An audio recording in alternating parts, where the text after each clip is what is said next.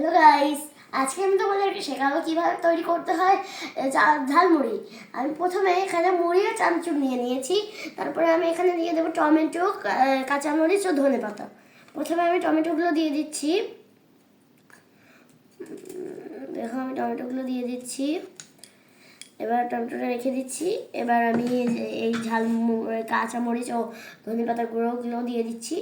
প্রথমে ধনেপাতাটা দিয়ে দিচ্ছি, একটু বেশি করে ধনেপাতা দিচ্ছি। তারপরে আমি একটু কাঁচামরিচ দিয়ে দিচ্ছি। এবার আমি এটাকে একটু ভালো করে মাখিয়ে নিচ্ছি। নিয়ে আমি একটু তেলটা দিয়ে নেব এখানে। প্রথমে আমি এখানে তেল দিয়ে নিচ্ছি।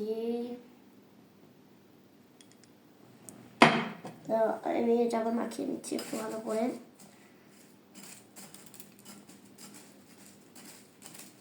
এবার আমি একটু লবণ দিয়ে দেবো।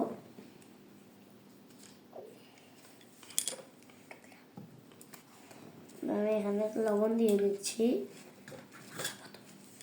এবার আমি চামচ দিয়ে ঝালমুড়িটা মাখিয়ে নিচ্ছি।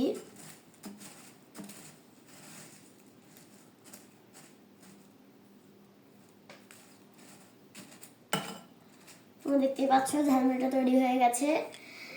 কিন্তু এখন আমরা এটা একটু ভালো করে মিশিয়ে নিতে হবে। নিয়ে আমরা ভালো করে মিশিয়ে নেওয়ার পরে আমরা একটু এতে লেবু দিয়ে দেব। লেবু চিপে লেবুর রসটা একটু ভালো করে দিয়ে দিতে হবে।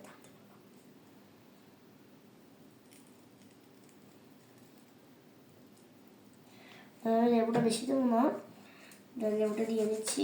দিয়ে আমি ভালো করে মাখিয়ে নিচ্ছি। তো আমাদের ঝালমুড়িটা রেডি হয়ে গেছে। এবার আমাদের ঝালমুড়িটা এখন রেডি হয়ে গেছে। তোমরা দেখতেই পাচ্ছ আমাদের ঝালমুড়ি। আজকের ভিডিওটা যদি ভালো লাগে তাহলে চ্যানেলটিকে সাবস্ক্রাইব করে ভিডিওটা লাইক দিয়ে দিও।